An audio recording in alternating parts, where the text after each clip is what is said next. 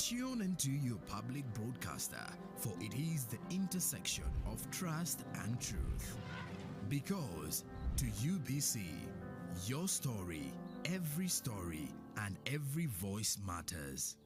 UBC, inspiring Uganda. Juko. Yo. Wachiko. Check the shopping, man. What's your secret? Uganda, haven't you heard of the parish development model PDM? Yes, I did, but I thought it was just a talk. No, Sebatia. It is real. I and a few friends together formed a circle, accessed money from the PDM, invested in a portrait project, and now things are moving. Juko. I thought I was one of your friends. You are. But you left me behind. I didn't leave you in poverty. What you do, just visit your LC2 chairperson and your parish chief and start the process of economic transformation. Just like that. Okay. The parish development model is an initiative from the government of Uganda through the Ministry of Local Government designed to transform all lives of Ugandans for the better. PDM, my parish, my development, my life. The government's core mandate is to maintain law and order, safeguard citizens' rights, and provide essential public services. Remember, one of the pillars of a roadmap is innovation and entrepreneurship. There has been this question of how are you protecting our indigenous seed? It's going to be a tall project that answers somebody's question. For the past 20 weeks, the front bench has brought you insightful discussions on governance, security, healthcare, justice, and commerce. When you go through this complicated procedure, involve the lawyers, you bring the case against him, the judge will hear you out and pass judgment, and you're out of court in record time. We remain committed to keeping you informed and engaged on key national matters. So these are huge, these are powerful organizations which now Uganda chairs. Why don't you come together? If we haven't migrated to the e-card because of various reasons, including that not all the people of Uganda have smartphones. You can sit in your house, apply for a passport. If you have a Ugandan who has a successful logistics firm in the US, it means he can come to Uganda and do a lot more. Now airing every Monday at 8:30 p.m. with me, Jethro Kasaiji, your interface with the government only on your public broadcaster, UBC, inspiring Uganda.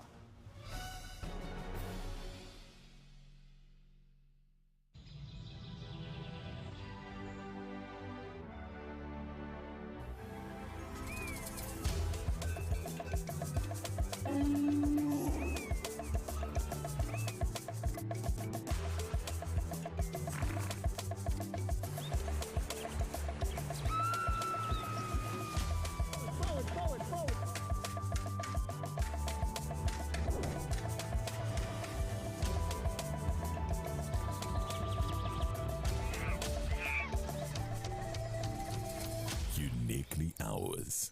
Explore Uganda. Every Wednesday, live in our studios in the heart of Kampala. We have to change the political culture in this country, really. Who has bewitched Ugandans? I want to assure you, as government, we shall do whatever it takes to ensure that Ugandans are safe. We have conversations that have analysis, explanation. This law society, this union of theirs, because they want a job everywhere, they want to be this, they want to be that, they want... No. We know it's a union. You cannot be making a road, bitumen grade 1, in Congo for 5 billion. But not every truth is fact, and not every fact is truth. The argument that the General Court Martial is responsible for peace and stability is without basis, either in law or in fact. We have been told how Napoleon was a great orator. Now, Napoleon cannot help me get food. They told me combine harvest in Saskatchewan. I don't know where Saskatchewan is. This is a geography we're taught. Instead of teaching me how to preserve Mabera forest, they're teaching me about Rhineland. This is a problem we got. We cannot run away from it. Right now, you hear very disgusting stories of members of parliament. Instead of discussing the details of loans, they ask for their cuts. every Wednesday, 10 p.m. on your public broadcaster.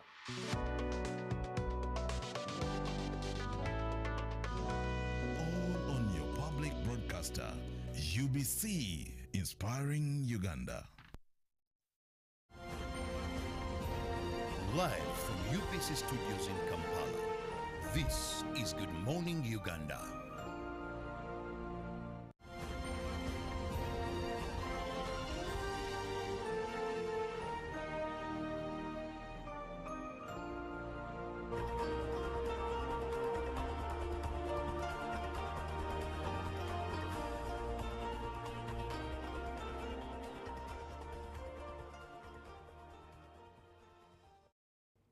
Good morning, Uganda. Thank you for always choosing UBC TV and to watch us. If you have just joined in, you're welcome. If you started the show with us, thank you so much for being on the show. This is Good Morning Uganda. My name is Julie Nantabamusisi. Time for the agenda. And like I mentioned earlier, it's Cancer Survivors Month. Now, when you hear the word cancer, the first word that runs out of your mind and how to process it is the word hope. Yet for many survivors, hope is one thing that has kept them going up until the treatment is done, and engaging in life thereafter. Hope is that big word that has kept them alive. Now today, as we mark indeed Survivors Month, we are speaking to the CEO of Uganda Women's Cancer Support, and that is Gertrude Nachigude. Good morning, Gertrude. Good morning, Julie. Thank you for coming to UBC. Great to be here. Who is Gertrude Nachigude? Gertrude is a breast cancer survivor for 23 years, and I'm the Chief Executive Officer of Uganda Women's Cancer Support Organization. This is an organization of survivors, women who have survived and their families working to help other patients overcome challenges of treatment and live productive lives after cancer treatment. Mm. Hope Lives Here, real journey of survival. What does Hope Lives Here mean for you and the organization? When people get cancer diagnosis, the first thing is loss of hope. Because we all know cancer diagnosis is a death sentence. So as an organization, we offer hope. We let them know that there is hope. You can get treated, you survive the disease and be productive and serve this nation. So hope lives here, and I want to encourage those who are viewing it today that there is hope after cancer treatment. Mm. What's the theme for this year as we celebrate Cancer Survivor Month? The theme for this year is United in Unique.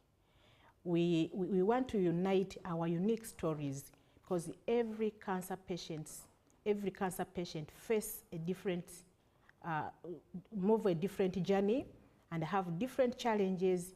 There is a unique way of dealing with those challenges, and each uniqueness comes together to celebrate together, and then we respect those uniqueness in each individual. Mm. Yeah. Right. Now, 23 years, that is quite indeed the experience, and you've seen the evolvement of survivor experience over the years. What has it been like in your experience? What has the cancer survivor experienced, and how has it evolved over the years in Uganda? Yeah, cancer survivor or cancer journey is like any other journey. There are ups, there are downs, there are good things, there are scary things, but generally the journey is very scary. I mean, from the time you receive the news, you get anxious. Will the treatment work? Will I live? When you get the treatment, will it work? When the treatment works, will the cancer come back? How do I get back into work? So the journey is full of fear, full of stigma. The journey is full of anxiety because you don't know what next. And of course, the people around you. So it is a learning journey for me, because from the time I got diagnosed, I knew I wouldn't live for more than 3 years. Because when I got my results, my oncologist or my surgeon told me I had aggressive type of cancer, and told me that type of cancer, you have people hardly live 5 years. So I was waiting in the 5 years what is going to happen. But good things happened in the 5 years. I completed treatment. I had a baby in that year. And these things came in unexpectedly. And when the 5 years passed, I was getting better and better. So my journey from a journey of a cancer patient to a survivor, to an advocate, to talk for others. I'm really happy that I'm here on UBC today to give hope, because every time you talk to someone, you give hope. Yeah, indeed. So I've walked a journey of giving hope to others and mobilizing survivors.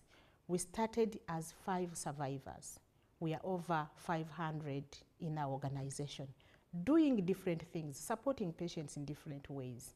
And that is the journey that we have walked. We walk from the journey of a patient to a survivor, to an advocate, to an activist, to, I mean, we have done it all, and I'm still doing more. Right. Yeah. Take us through that experience and thought process in that moment as you are going through the healing process. But at the back of your mind, the idea starts sparking of you beginning this organization, the Uganda Women's Cancer Support Center. What was the journey like?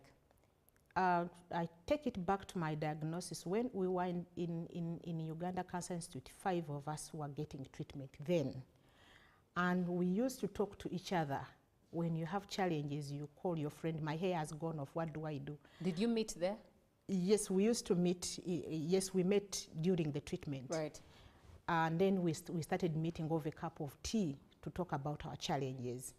And every time we met, there was an extra person joining us at that cup of tea. The meeting of 5 became 10, became 20. And then we realized everybody needed that togetherness. Everybody needed that sense of belonging because we had a common problem. So we decided 2 years later to form an organization, registered it, so that we work legally with the systems and structures. So the organization is an NGO, registered by Uganda Registrars Bureau with an NGO board, with memorandums of understanding with the Kampala State Council, with the Wakiso District, because we go beyond Kampala, we go beyond the patients, but also we go into the community to increase awareness and sensitize the world about cancer and the benefits of treatment and to encourage others to survive. Well, right. Now, if you talk about rural areas, how accessible is cancer treatment and follow-up, especially for hard-to-reach areas and for women in those hard-to-reach areas? Cancer treatment is a big challenge, but the government has really done a tremendous job. Uganda is the center of excellence for oncology. Uganda is now the center of excellence in East Africa for treating cancer. So this one-stop center that has everything at Uganda Cancer Institute. And then they are regionalizing. We have Gulu, we have Arua, there is Mbale, there is Mbarara. So those who are far from Kampala, they can still access services in those regional centers. But of course, it still remains a big challenge because to receive comprehensive care, cancer treatment is not treated like malaria, that you need one person to check your blood and see what you have. You need somebody who is specialized in surgery. I mean, cancer surgeries are so specialized. You need someone specialized in oncology, those who treat the disease with medicines. You need somebody specialized in radiation, because although that is also part of treatment. And you need also psychologists, you need counseling. So the person to be assessed and be able to get treatment, you need a center that can provide comprehensive care. So it is a big challenge for patients who move from all parts of Uganda to pile up at Uganda Cancer Institute to receive that comprehensive care. And those who persist and get it survive. I got all my whole treatment from Uganda Cancer Institute, and I'm alive. And we have so many who have got their treatments there, but of course the numbers are overwhelming. Right. So as an advocate, we need more. Right. We need to expedite the regional centers to have everything we need so that people don't have to come all over to Kampala for the care that they need. In fact, if you say that, I am reminded of a story that one time was aired here, I think. It was showing the health systems in Karamoja, where there's just one hospital, less doctors, and these doctors are general doctors, so there are no special doctors in the Karamoja region. And I'm just thinking about what the picture you've painted. and what a patient in Karamoja can do in the moment they're diagnosed and there's just general doctors there. They definitely have to leave Karamoja to come to Kampala. The cost of it is also unimaginable. Yes. So because the cancer treatment doctors are highly specialized, and it takes a lot of time and money to train them because we don't have many of them in this country. So they cannot be distributed to regions. So it's not only Karamoja, but many other parts of Uganda don't have the specialized doctors to be here. So that's why they have to come in. So as an organization, we also face a challenge because they know we are survivors, we give hope. So when somebody gets a referral from Karamoja, they call us. Recently, I had a call from a priest from Karamoja. I've talked about Karamoja. And there was a lady who had gone to the parish. She was referred to Kampala for cancer of the cervix radiation, and she didn't even have the transport. So we managed to bring her in through our systems and then find where to stay. So also coming to Kampala, finding a place where this person is going to stay is also a big challenge, because somebody has to be here and they have to run several tests to be able to give the right treatment. So this person will need a scan, that person will need an x-ray, will need the blood, will need the heart, to be sure that the disease has not moved to other parts of the body and the organs are functioning. So this person will be here about 3 to 6 months. What are they eating? Where are they staying? Because they are not yet patients of Uganda Cancer Institute, but they are in between. So it's also a challenge that those patients come in and then stay in Kampala. Some people abandon treatment because of that. Right. So what are some of the emotional and psychological challenges patients face, especially after treatment? After treatment, the emotional, some of the treatments, you lose part of your body. For example, cancer of the breast, one of the treatments is loss of a breast. And to a woman to lose a breast, it is unimaginable. Even it was very difficult to take that decision that I should lose a breast as part of treatment. So any woman, when you've told her you are going to lose a breast, that is part of the body, you start imagining, what am I going to use? What is going to happen? If I have a child, how will I breastfeed? So all those emotions, anxieties of how to deal with that, dealing with the side after effects, is a big issue. So then that brings in stigma. You get your self-stigma, but also people stigmatize you. People point fingers, that woman has one breast, that person has one leg. So that means that you are going to be emotionally affected.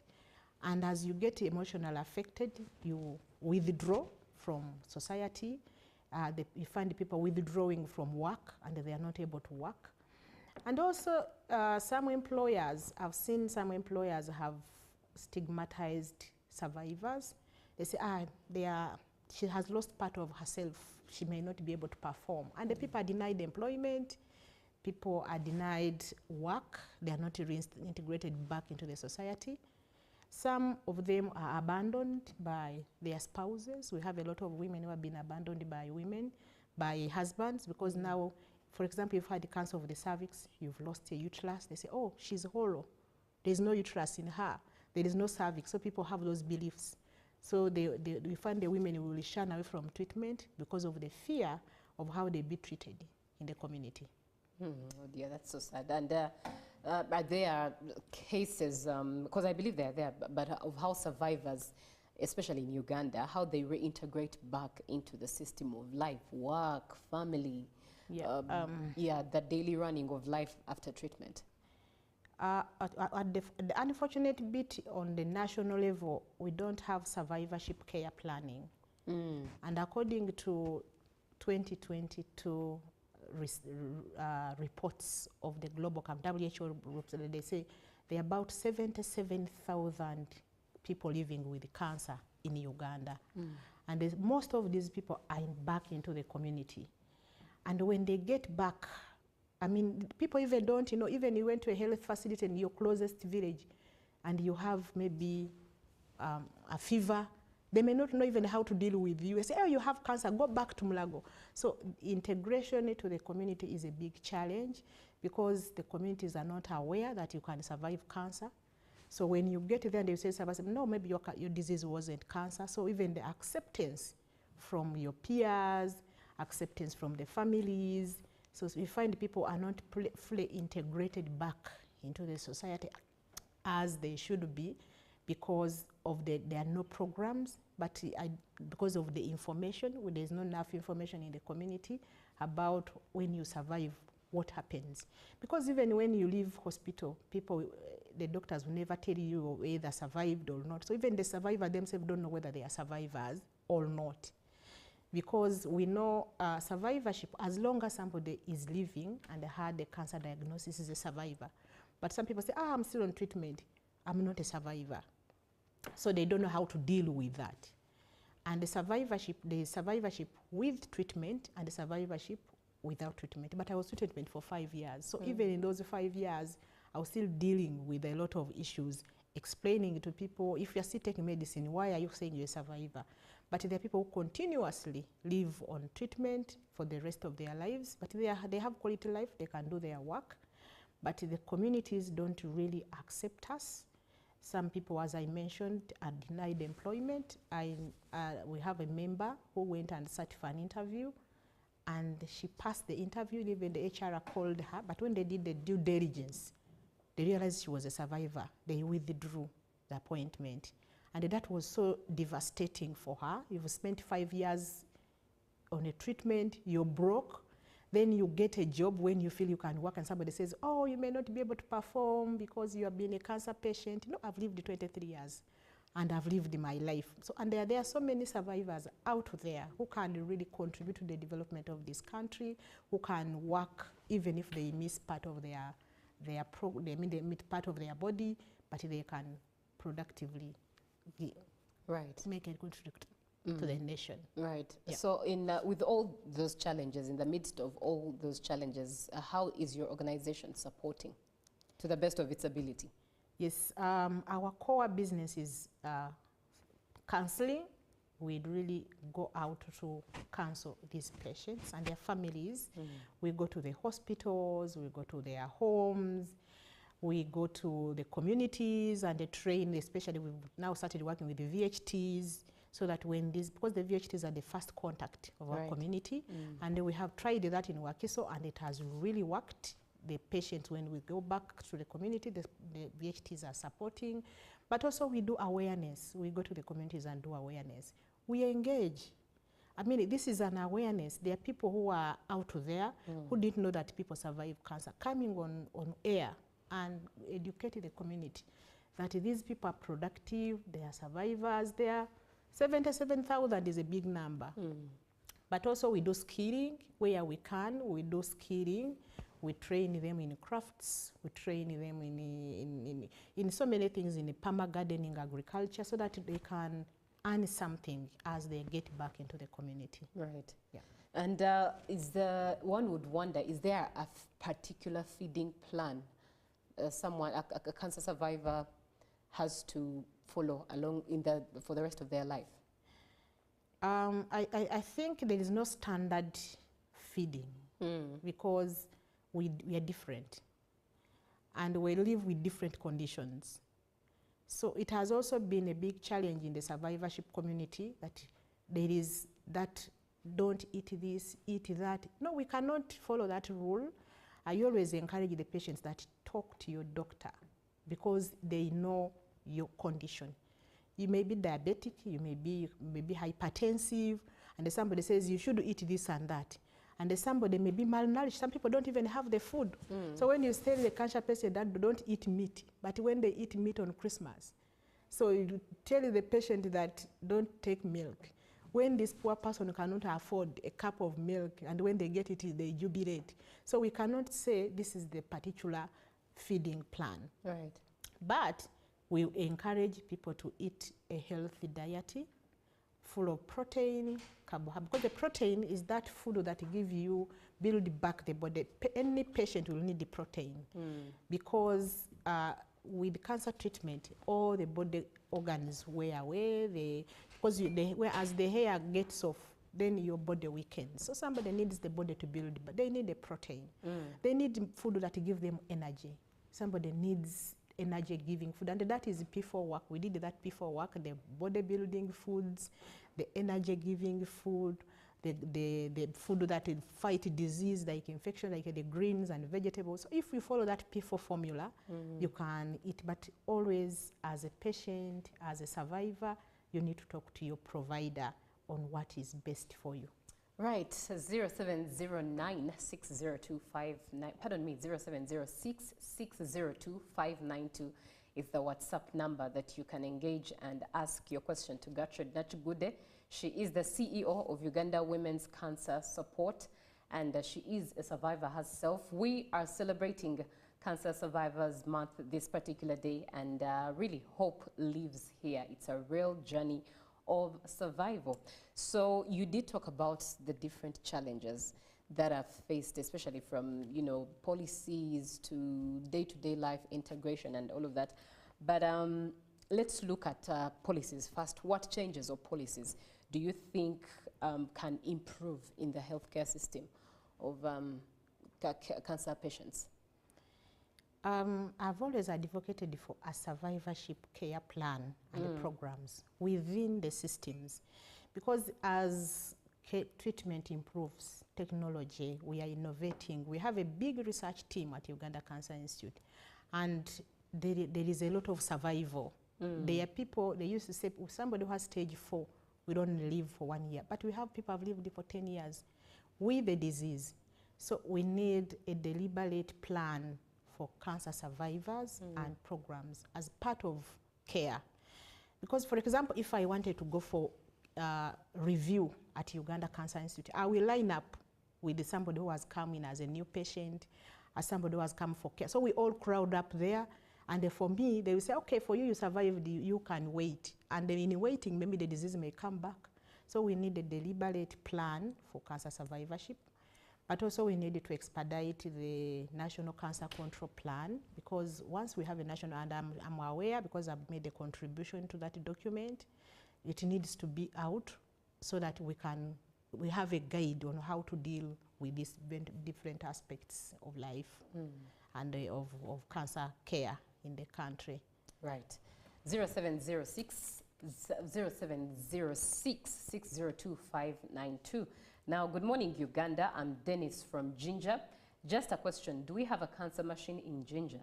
It's the biggest city after Kampala. If not, what might be the challenge? This is a question from Dennis. Yes, Dennis, that is a very good question. I think what we need to know that there is no one single machine. There are so many machines that I used. I didn't know exactly what machine he meant. Because we have what we call diagnostic machines, like CT scans, but also there are treatment machines, like radiotherapy machines. So I don't know what he's asking, but as I mentioned earlier, that cancer treatment is very specialized.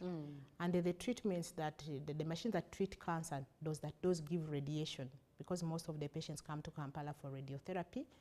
They are heavy investments. I think Uganda has really invested heavily in those equipments.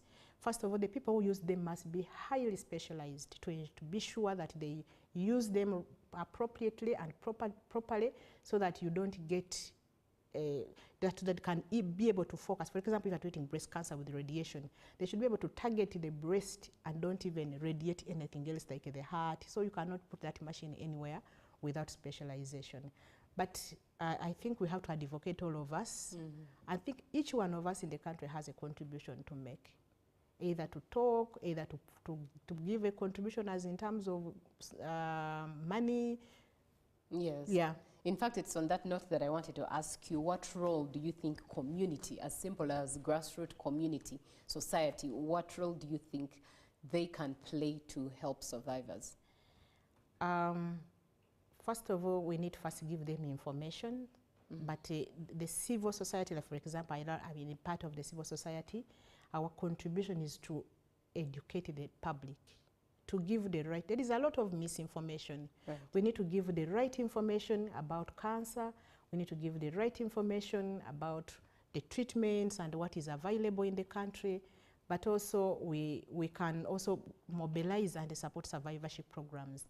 For example, when the survivors get back into the community, they are abandoned, they are stigmatized. That is, the community can start from that.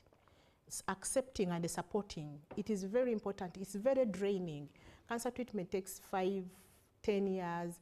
It is draining financially, it's draining emotionally to both the patient and the family. Some people leave their families for months, for years, and they are here in Kampala. When they get back, they find their land is sold.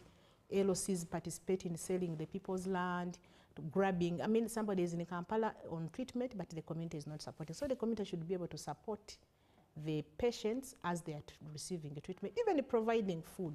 Because we cannot wait the government to bring food, but at least you have a neighbor and you're throwing away food, but somebody has even no food. We have a food challenge. Patients come to Kampala for months and months and they are starving, but people in Kampala have no food. At least I can receive the food on their behalf because I know where to give it. At least somebody has a contribution to make. Yes, indeed, and I think you'll leave the contact to which at least anyone who has that support could offer. How long can cancer show and can it be treated? I'm Anne from Palisa. Gertrude herself is actually a survivor, 23 years, but please answer. Let the answer come from the horse's mouth. Yes, she wanted to know how long does the cancer show? Yes, and can it be treated? Yes, we encourage early detection, and in that we can encourage, there are cancers that can be screened. If you're a woman and you are 25 years and above and you're sexually active, you have to give your cervix to a health worker, a midwife in your district, in Palisa. They do the screening so that you rule out the issue of cancer of the cervix. There, if it's caught early, it can be treated. If it's starting, they can still treat it. And the cervical cancer is one of the #1 killer. For those who have girls and they are 10 to 14, they can be vaccinated by HPV. It is provided free of charge everywhere in this country. So that is a prevention. But also women can check their breasts regularly for any sign, not to wait until you see. When we see the signs and symptoms, then at times it is late. So if you're a man, you're 45 years and above, and you've never never visited your person and talked about your prostate, it's high time to talk to your provider. So I think we should open these discussions. If you visit a hospital for any reason, ask the provider if you can test for any cancer. They will assess your risk and which risk you have, then they will check you according to the risk. Right. Hello, I'm Senyange Samuel at Mutukula. And how can I prevent cancer? Is that a question that? Yes, it is also a question. It is important.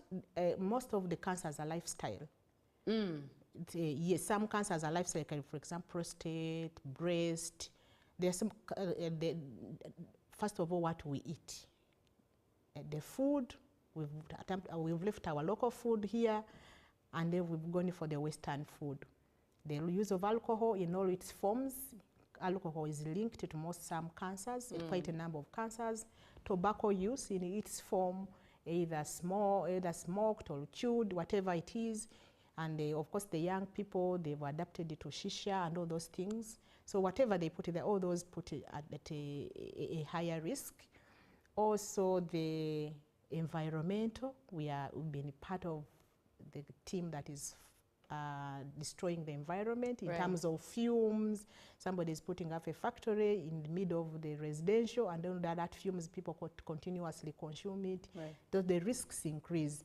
So, and some of them are related to viruses, some of them are related to HIV, some of them are related to hepatitis B, and there is a government program on hepatitis B vaccine, but people don't want it, but also hepatitis brings the cancer of the liver. So there are so many other things that we can do to prevent cancer. Yeah. And from what you mentioned, especially with the fumes, because I think it's easy to at least stay away from the alcohol. It's easy to think twice about your lifestyle in regards to what you eat. But if you talk about things like fumes that most times we have no control over except for the people who operate in Yes, them. of course, that is a policy issue, and then, but also we need also to be responsible citizens. It starts from us. Yeah. Then the policy will come in. We shouldn't wait for enforcement all the time. At least let's do the right thing where we can do the right thing. Right. Yeah, to save lives. True, true indeed. 0706 602 592 is the WhatsApp number that you can engage and ask your question. It's Cancer Survivors Month, and today as we celebrate it, we are looking at the fact that hope lives here because of that word survive. And we're having a conversation of a real journey of survival. And in studio with us is Gertrude Nachiguda. She is the CEO of Uganda Women's Cancer Support. Once again, that number is one that you can engage. And I think, Baluku Alfred, you say, is it true that you can survive with cancer? The English you've typed is quite mumbo jumbo. I hope you can have clarity on what exactly you want us to answer. But she did mention that there are those who are living life with cancer, but they're doing their day-to-day, they're taking their medicines, and they are going on and on. Gertrude, if you could deliver that one message to a woman or man watching you, and they're battling cancer, what would you tell them? I celebrate with them because they're doing a great job, especially the families. I want to start with the families, the carers, to give the maximum support to the patient. At times the patient may throw tantrums, but at least support them and be with them. Don't get tired, because it's a journey that needs all of us.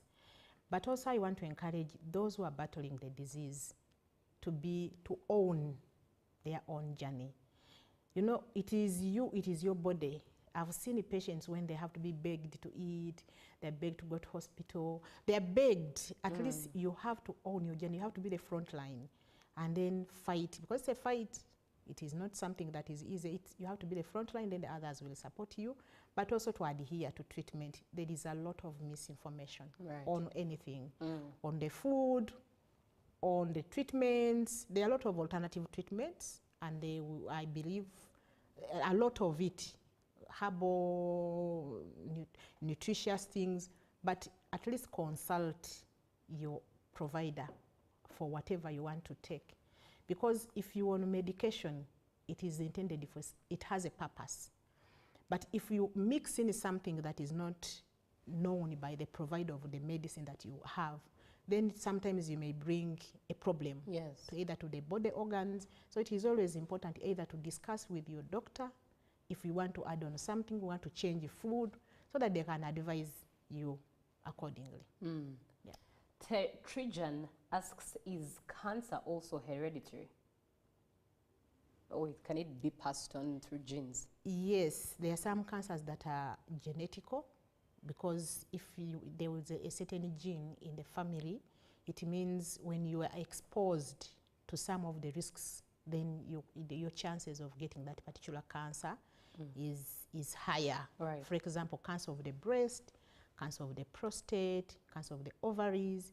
So if you have a family member that had breast cancer, they are likely that there are other people in the family that will, but it doesn't mean that all the breast cancer is hereditary, all the prostate, but there are some types that may be hereditary. Yeah. All right. Hello, I'm Elaine from Machindye. Where's their office found, and can I get their contact? Yes, we are based in Kamwocha at the Holy Trinity Catholic Parish. That is our counseling center. And we also have an office in Gulu at Lacho Hospital. So we are open Monday to Friday, and we do counseling, but also we go out and visit the patients, we go to the communities. But we all know the funding landscape in the NGO world. We do a lot of voluntary work, but we do it with love because we want to save another life. So I have a team of about 80 survivors who provide their personal resources, personal time, and go and visit the patients. So I upload all the survivors out there who support us to go out and then counsel the patients, visit them, and give hope. Right, and if anyone has an opportunity to reach out, what number can they reach out to, and especially if they can donate to the cause? My number is 0752 660 850. I have a merchant code, but I don't have them off head. Right. I will share them with you. Maybe you can share with them, with our viewers. Right. And every year we carry out different activities that bring the community together. So I will welcome all participants. We have a public dance workout where we all come together, celebrate life, do physical exercise. We shall have it in October when we are celebrating Breast Cancer Awareness Month at Lugogo. Right. So I hope you will be part of this, and indeed. you register as soon as you can at 30,000. Right. Yeah. All right. Let me read that number again: 0752 660 850. Right. Yep. All right. Reach out to Gertrude Nachibude and be a part of a good cause for Uganda as you support cancer survivors in the aftermath of that treatment. But that's it from Good Morning Uganda. Thank you so much for being on the show and for getting in touch in regards to this conversation and the whole show. Ruben is around, so get ready for GMU Sports, and GMU Extra will come thereafter. Good morning.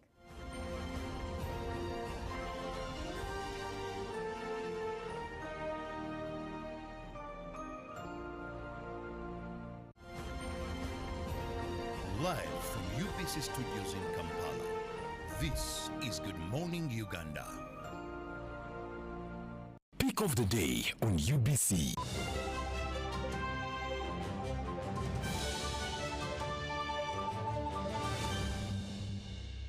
Was brought to you by I'll call you every day, yeah yo, baby don't know. You can now get all the Chibuzi out with MTN voice bundles. Call all networks, Kubei Dondoro. Buy a 25-minute voice bundle for only 1,000, or buy any daily voice bundle of your choice. Dial *100 *21# and select